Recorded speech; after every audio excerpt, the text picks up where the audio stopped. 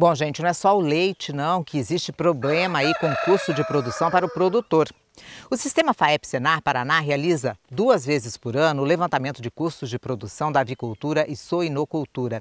E de acordo com os últimos resultados, os produtores estão com margens de lucros bem justas e precisam adotar algumas ações para minimizar essa situação. Nesta semana, nós conversamos sobre esses 2 levantamentos com as técnicas da FAEP que acompanharam esses estudos. Uma é a Mariane Benites, da avicultura, e a Nicole Vilzek, da suinocultura. Vamos ver.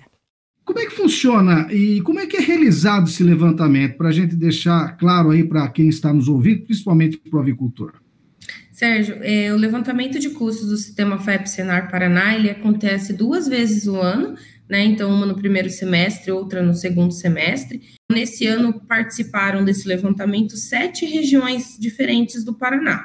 Dentro dessas regiões, né, foram levantados os dados das propriedades que mais se repetem na região. E o que dá para falar, hein, sobre esses custos de produção? Onde é que está pegando, além desses que eu citei há pouco, Mariana?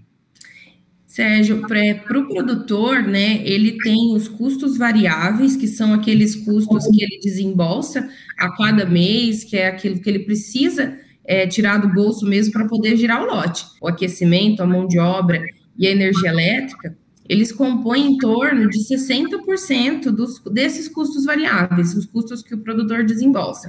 Além desse custo, nós somamos a ele a depreciação das instalações e dos equipamentos, então é um valor que o produtor ele não desembolsa todo o lote, mas é uma reserva, né, que ele precisa ter na hora que ele precisar fazer uma manutenção, trocar um equipamento, né, renovar seu pacote tecnológico para não ter essas instalações sucateadas ou menos eficientes.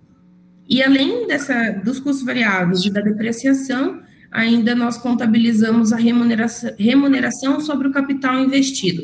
Então, tudo isso que o produtor investiu na atividade da avicultura, ele precisa ter um retorno financeiro, né? Então, muitas vezes, o produtor ele consegue pagar os custos variáveis, que é esse que a gente precisa para girar o lote, mas ele não consegue ter reserva, né? Então, a médio e longo prazo, isso preocupa.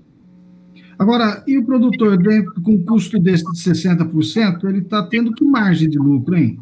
Nesse último levantamento foi realizado, Sérgio, 92% das propriedades ele não está tendo lucro, ele está no vermelho. Tem alguma fórmula para o produtor dar uma amenizada nessa situação, hein?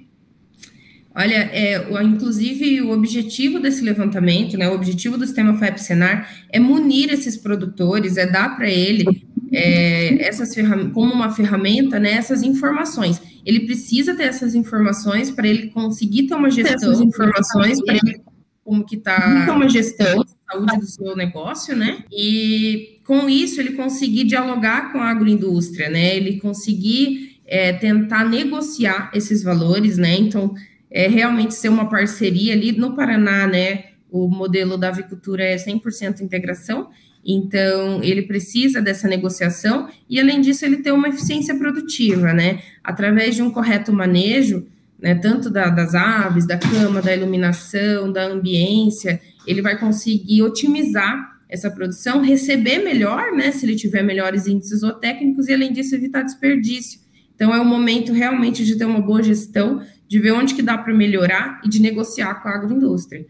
Tá certo. Eu acho que o diálogo sempre é importante, é saudável, e principalmente quando se coloca à mesa de negociação, os pontos sinceros e verdadeiros, porque aí você consegue negociar melhor. Ô Mariana, muito obrigado, viu, por ter falado aqui com a gente. Mariane Benites, técnica do Departamento Técnico e Econômico do Sistema FAEP-Senar Paraná, falando aqui sobre o levantamento de custos de produção na avicultura. Obrigado, Mariane. Nós vamos falar agora com a Nicole Vilzek. Queria que você explicasse também como é feito esse levantamento de custo da produção de suínos aqui no nosso estado, Nicole.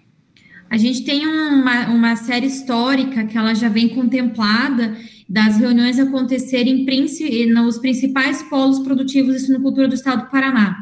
Então, as reuniões, elas acontecem aonde tem a maior produção de suínos, seja os produtores, a concentração da agroindústria, do varejo e do comércio que gira em torno dessa cadeia. E historicamente ela acontece nos Campos Gerais, então a gente considera um dos polos produtivos, no Sudoeste e no Oeste. No resumo, então, o que você falaria dos custos de produção e como é que está a cadeia da suinocultura na sua comercialização, na sua produção aqui no estado? O que o levantamento mostrou? A suinocultura ela não foge do retrato que o agronegócio tem apresentado, né, Sérgio?